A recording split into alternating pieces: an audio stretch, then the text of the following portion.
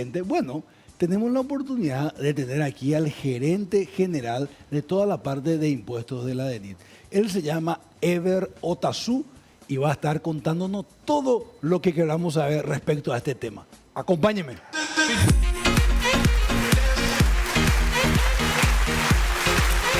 Ever, querido. Hola, Salim, ¿cómo estás? Bienvenido. Gracias. ¿Cómo va todo? ¿Cómo estás? Bien, Salim, bueno, antes que nada, mira, gracias por la invitación. Es siempre grato compartir con ustedes y bueno, y también brindarle a la ciudadanía todas las informaciones que requieren de nuestra área. Gracias. Para nosotros es un honor que esté aquí con nosotros.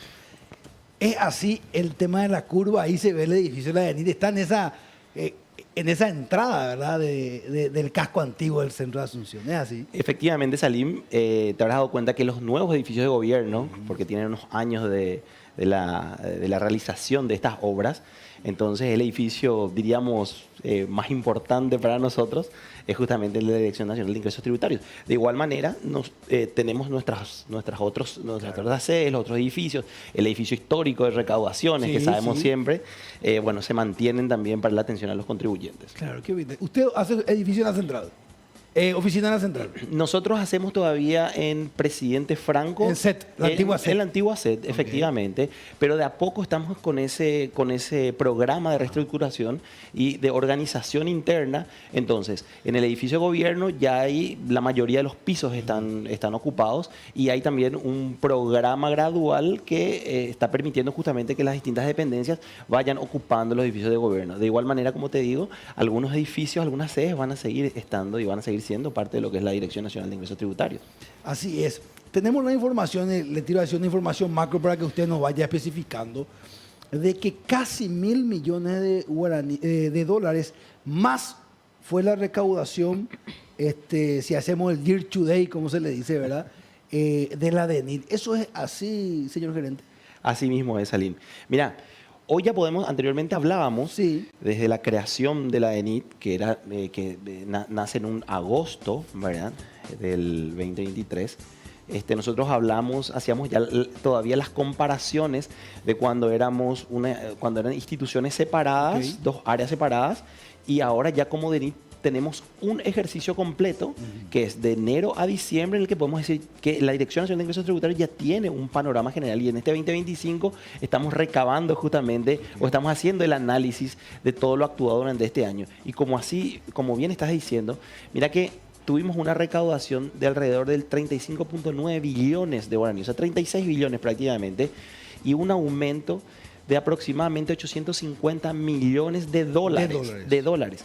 Cuando la primera estimación, como en algún momento ya habíamos hablado, Sí. era de entre 300 y 400 millones. O sea, se duplicó y más que se duplicó, diríamos, las estimaciones previas que se tenían. Entonces, realmente, como siempre digo, yo creo que las recaudaciones, la tributación en nuestro país goza de buena salud, como bien estaban diciendo, mucho por la eficacia y la eficiencia que se está teniendo justamente en cuanto a los controles, la trazabilidad de las informaciones que se tienen para hacer eso. Y bueno, varios fueron los factores, las variables que nos permitieron justamente tener estos resultados. Seguro que sí. A ver, casi 900 millones de dólares más.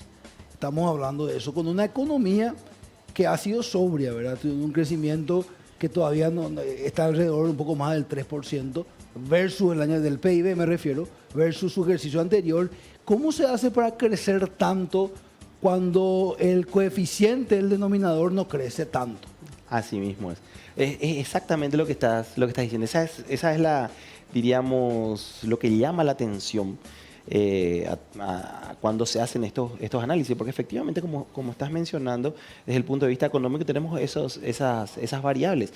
Imagínate que nosotros cerramos con un promedio de casi 30% de aumento en las recaudaciones, 20,8%. Tuvimos algunos meses que llegamos hasta el 32 y el 34% por encima, si hacíamos nuestro reflejo con el mismo mes del año anterior. Okay. Entonces, efectivamente, como estaban diciendo antes justamente de esta charla, mucho se debe a la gestión que se estuvo haciendo.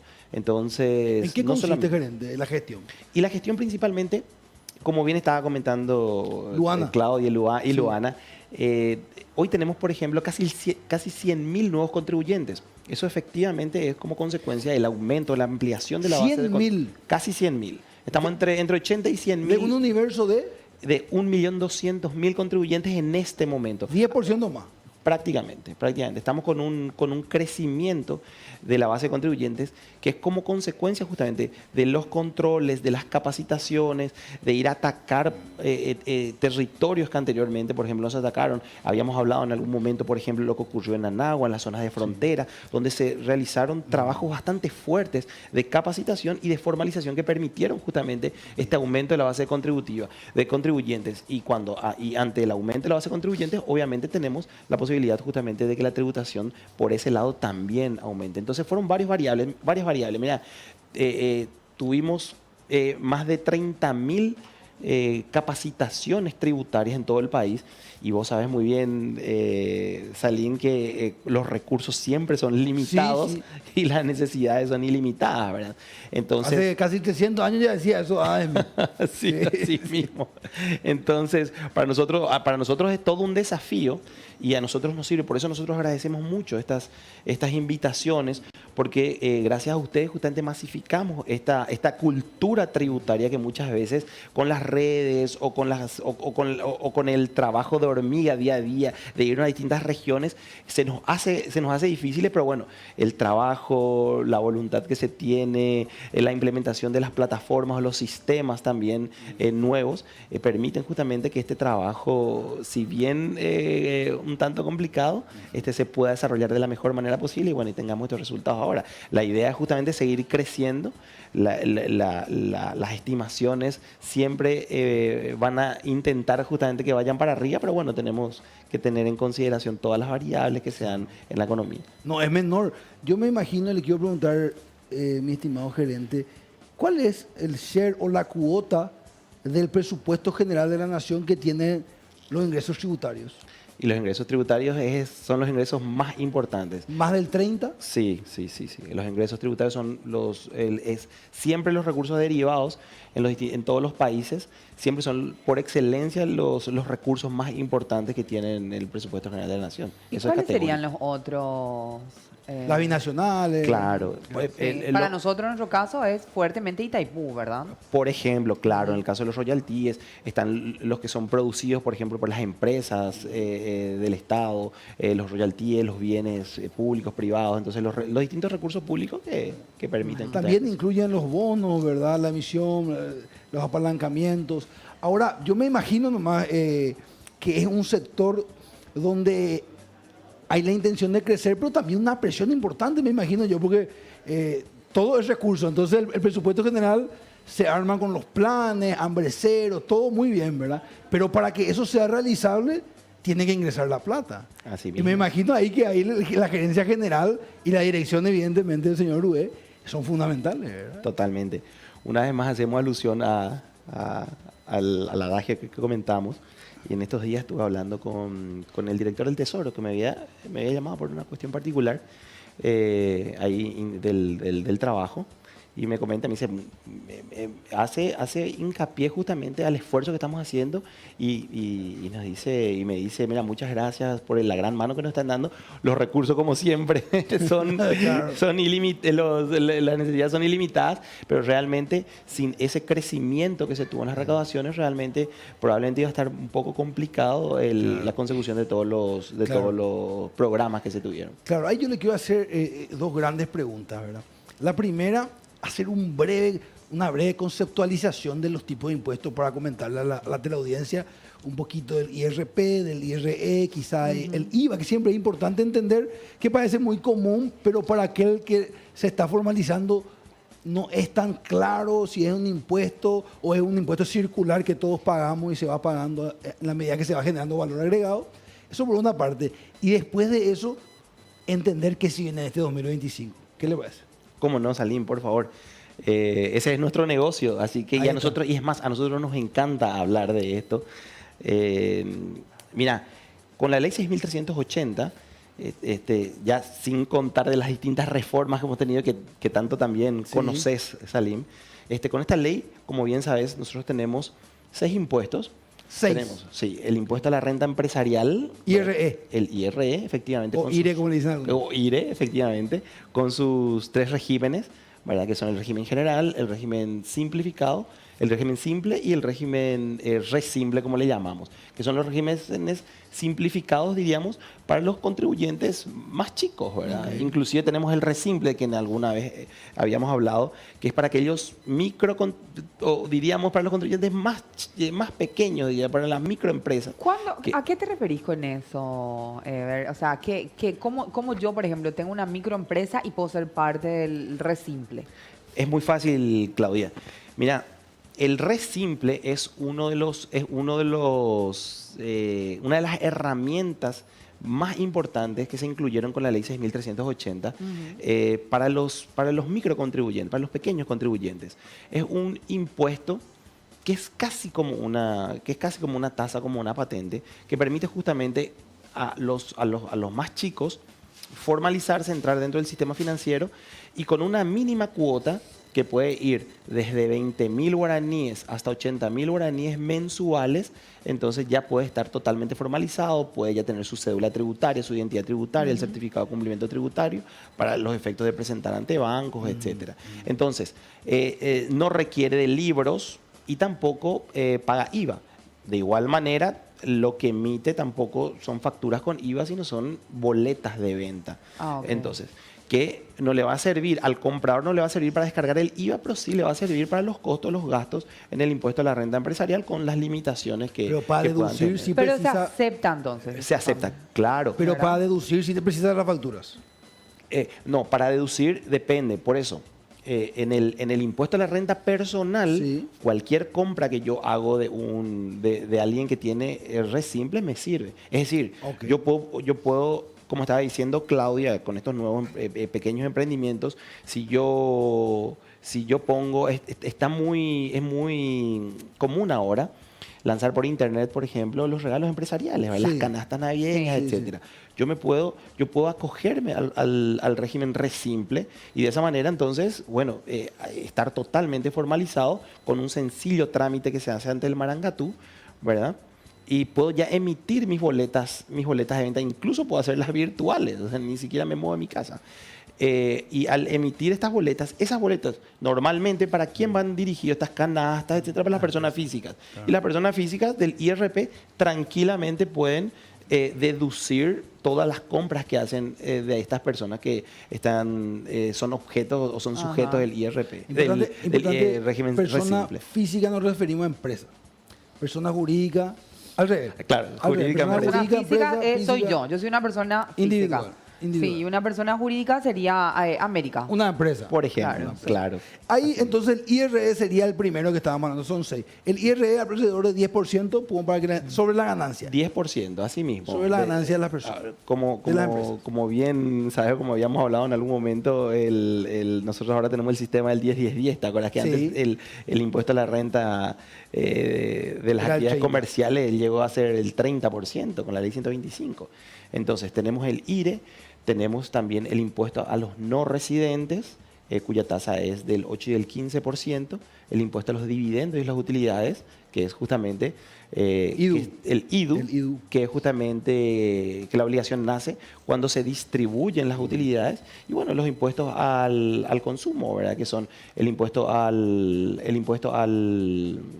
valor agregado y el impuesto selectivo al consumo. Y bueno, y luego tenemos el impuesto inmobiliario, con eso se cierra, diríamos, pero el impuesto inmobiliario, como bien sabemos, ya no lo cobra la administración central, sino serían las municipalidades. Claro, ¿verdad? claro. Entonces, en este abanico impositivo que tenemos nosotros, es en el que nos movemos dentro Claro. del comercio interno. Y bueno, Y el mayor ingreso de nuevos contribuyentes se da a través del IVA. sí, principalmente el IVA y el IRE. El IRE también. Efectivamente, ¿verdad? claro. Y el IVA, que es el impuesto que primero nos toca de entrada, ¿verdad? No tiene que ver con la cantidad de ingresos que tengo. O sea, es el impuesto más común, por llamarlo de alguna Así manera. mismo. Es así, ¿verdad? Así mismo. ¿En qué consiste el IVA? Bueno, el IVA, si nos vamos conceptualmente, Sí. es un impuesto plurifásico no acumulativo, como se dice o como decimos siempre en la academia, ¿verdad? Que grava las distintas... No acumulativo. No acumulativo, no acumulativo.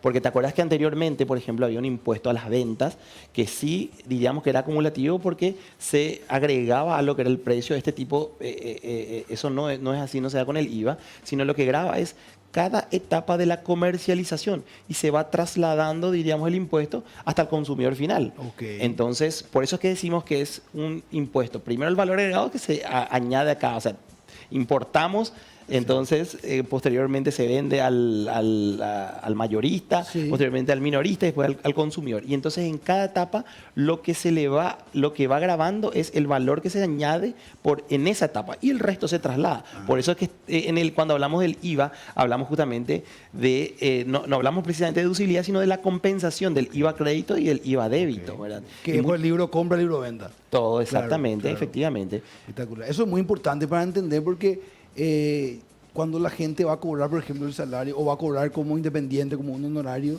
dice, pero ese es con IVA, sin IVA, el IVA, ese tengo que pagar. Y es interesante el concepto de entender, porque es la entrada a la formalización, ¿verdad? De que ese es un dinero que va a circular, que no necesariamente es...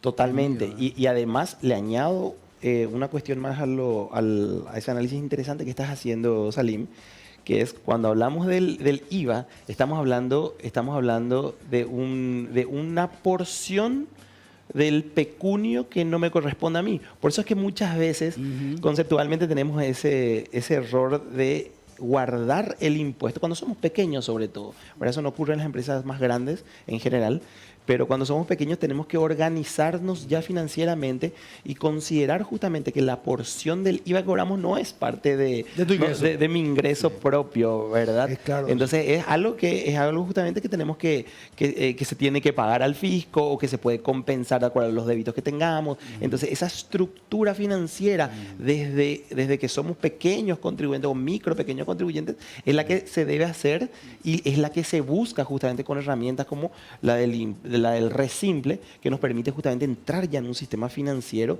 teniendo justamente abriendo, por ejemplo, una empresa unipersonal bien pequeña, ¿verdad? Claramente, claramente. Qué interesante está esta conversación. Luana Careaga. Bueno, gerente, me quedé con algunos números que estabas mencionando. En este caso, porque estabas diciendo que la cantidad de contribuyentes van en ascenso. Y lo que yo quiero saber ahora es, en comparación a los años anteriores, ¿qué es lo que cambió hoy en día para que haya mayor cantidad de contribuyentes, para que vaya esto en ascenso? Algo positivo, obviamente, para nosotros. Claro, claro. Mira, Luana, esa es una pregunta muy interesante y como bien estábamos diciendo al comenzar esta charla, nosotros tenemos un avance anual y nuestras estadísticas. En nuestras estadísticas nos dicen que la base de contribuyentes anteriormente crecían de entre 50 y 70 mil, en algunos casos fue menos, en época de pandemia obviamente tuvimos un crecimiento significativo por figuras como de ayudas que se dieron, etcétera. Pero principalmente ese crecimiento que se da y ese aumento por ende de la recaudación, y esta es una variable más que permite justamente eso, se da como consecuencia de la trazabilidad que tenemos ahora para poder llevar a cabo controles más eficientes. ¿Por qué? Porque como en alguna oportunidad ya, o como siempre comentamos, nosotros ahora tenemos la posibilidad y la oportunidad de controlar las mercaderías siendo ya Dirección Nacional, la trazabilidad desde la entrada de los bienes y posteriormente las distintas etapas de comercialización que se tienen en el mercado interno. Entonces, anteriormente nosotros, voy a poner un ejemplo, hacíamos una fiscalización, una intervención en un negocio y resulta que el inventario del negocio no condice justamente con los gastos que podría llegar a haber que podía tener esa empresa porque podíamos hablar de mercaderías que entraban de contrabando. Entonces, esa información de los despachos, de las mercaderías, eventualmente no la teníamos de forma directa condensada en una misma institución, porque la trazabilidad dependía justamente de dos instituciones, o para que haya trazabilidad depende de dos instituciones con dos autoridades diferentes, con muchas veces con criterios recaudatorios distintos, etcétera.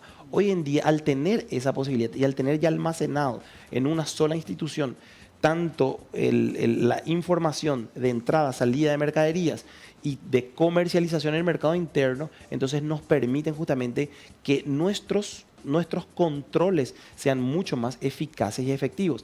Porque, ¿qué ocurre? Nosotros tenemos un plantel, como siempre digo, una infantería espectacular en la Dirección General de Fiscalización Tributaria y en la Dirección General de Grandes Contribuyentes, que es la Gerencia de Impuestos Internos. ¿Qué ocurre? El universo de contribuyentes para todavía los recursos humanos, etcétera, son muy grandes. Entonces, nosotros, ¿qué tenemos que hacer? Nosotros tenemos que ser muy efectivos. Porque los controles que nosotros tenemos, que son serios, que tienen plazos, porque las leyes justamente nos obligan a eso, entonces tienen que ser muy certeros. Con la trazabilidad de la información que tenemos actualmente como consecuencia de esta nueva institución, entonces los controles son más precisos. Y es una de las razones por las cuales hoy en día, por ejemplo, tuvimos ya casi 1000 fiscalizaciones.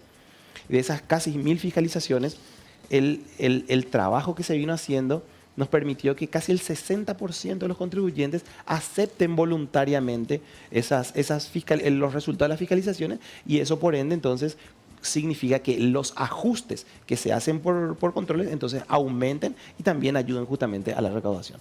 Claramente, es apasionante realmente esto. Y más cuando las cosas empiezan a darse, ¿verdad? Así. Porque me imagino que son trabajos, es como un iceberg, ¿verdad? Que tiene una base muy grande para que se vea después la puntita, ¿verdad? Entonces, esto que usted nos está contando era algo que inimaginable hace unos 20 años. Uno no escuchaba en la calle el tema de las facturas. O sea, creo que yo no digo que hay que sentarse, hay mucho por hacer seguro todavía, pero hay que disfrutar también y ser consciente de lo que ya se logró hasta aquí. Dentro de ese marco, ¿qué se viene para este 2025, señor gerente? Bueno, para este 2025, nosotros ahora estamos armando justamente nuestro plan de trabajo, y en nuestro plan de trabajo nosotros estamos estimando más fiscalizaciones, aumento de las fiscalizaciones, ¿sí? Acortar los plazos de nuestros procesos. Por decirte, los sumarios en lo que es impuestos internos hemos reducido de 12 meses que se tenían a entre 4 y 6 meses de duración. Entonces lo que queremos es justamente manejar una mayor eficacia, diríamos, y en relación justamente a la ampliación de la base de contribuyentes y a la ampliación justamente de llevar la información a un mayor sector de la población, también estamos trabajando justamente para que esa cultura tributaria se siga desarrollando, porque eso realmente es fundamental para nosotros y bueno, en eso estamos trabajando. Claramente. ¿Cuál es la relación que tiene la ADENIR, en este caso el sector de impuestos Antigua SET, con los profesionales de la contabilidad? Porque me imagino que son un factor dentro de este eslabón fundamental, ¿verdad? ¿Cuál es la relación? ¿Hay gremios con los que se conectan? ¿Ellos son los que saben las necesidades? ¿Cómo funciona esa relación? Permanentemente, sí, efectivamente. Nosotros decimos siempre, y yo siempre lo digo, siempre lo repito, los contadores son nuestros aliados estratégicos. ¿Verdad que sí? Absolutamente. Yo estoy pensando exactamente eso. Absolutamente. Claro, como en toda alianza, en todo grupo, en todo... siempre hay discusiones, siempre decimos justamente que en el disenso se construye. Ajá. Nosotros estamos permanentemente en charlas con los distintos gremios, con los distintos, qué sé yo, por decirte, tenemos por ejemplo el Colegio de Contadores, el Consejo, Contadores Autoconvocados, Resistencia Contable, y también los gremios de las distintas partes del país, ¿verdad? Que no solamente se nuclean en Central. Entonces, constantemente nosotros estamos en charlas con ellos, Claro. porque imagínate que tenemos desafíos como la RG90, tenemos desafíos justamente con todos los libros, con las tecnologías que se implementan. Entonces, constantemente nosotros estamos en un proceso de no solamente de adecuación a las normativas, en el sentido justamente de capacitación a los propios profesionales, sino también en los procesos de ajustes internos que nosotros podemos tener como consecuencia de la colaboración también de los distintos gremios. Por eso decimos que son nuestros aliados estratégicos, y efectivamente queremos siempre tener buen relacionamiento, porque finalmente el trabajo del contador es el que muchas veces va a permitir que el contribuyente o pague mal o pague bien. Entonces, Claro, yo cada vez siento más en los comercios, no sé si es una sensación nomás, pero creo que coincide con la realidad. Cada vez más comercios están con el tema de la factura electrónica o que te van a enviar al correo. Y eso me parece que, corríjame, señor gerente, eso directamente va a Marangatú y directamente ya va a tu cuenta, ¿verdad? O sea, ya deduce. prácticamente. Prácticamente. Hay un pasito más que tiene que ser el contador. Así mismo, Ya. así mismo. Porque efectivamente, esa es la diferencia, por poner nomás, esa es la diferencia con las facturas digitales. No sé vos qué tipo de factura tenés, Salim. ¿Tenés digital? Bueno, en la digital, vos sin moverte de tu teléfono le envías factura a tu cliente, etcétera. Entonces, súper. Pero la digital no envía, como bien decís, todavía los datos directamente a lo que es Marangatú. Entonces, ¿qué pasa? Cuando hablamos de la factura electrónica, los datos de la factura, de la transacción o del comercio que hiciste, entonces se van a la base de datos del Marangatú. Entonces, ¿qué ocurre? Una vez que llegan los datos, se visualiza, el contribuyente en su Marangatú visualiza todas las facturas o todos los trámites, todos los comercios, las transacciones que realizó, ¿verdad? Conforme a las facturas, y lo que tiene que hacer todavía hasta ahora es imputar las distintas facturas de manera manual todavía, con un clic básicamente, ¿verdad? Que o sea, ya no se tiene que cargar el famoso Excel y una serie de cuestiones. ¿Qué ocurre? La idea es que nosotros lleguemos a las declaraciones predeterminadas.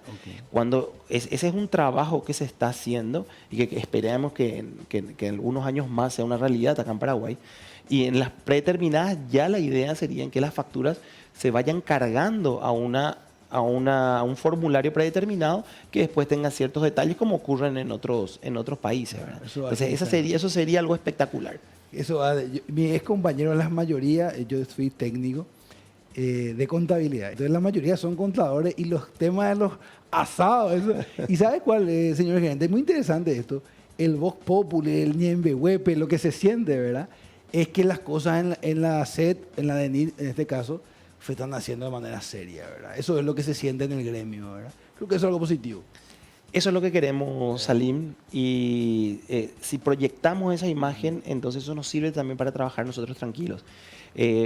Trabajando nosotros tranquilos, aislados, diríamos, de muchas cuestiones políticas o de otros comentarios. Eso es lo que hace justamente que en los planes que podamos implementar o que tenemos proyectados, entonces podamos trabajar con tranquilidad. Digo tranquilidad en el buen sentido. En el buen sentido o de cierta manera nomás, porque adentro siempre estamos apagando incendios de todas las llaves. Pero sí, la idea es justamente esa y bueno, seguir trabajando de forma seria. Claro.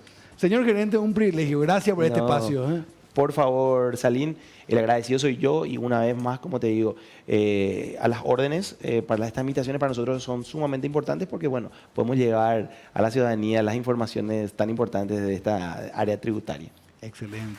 Estuvo con nosotros el gerente general de Impuestos Internos de la DENIT, el señor Ever Otazú. Mi querida Claudia.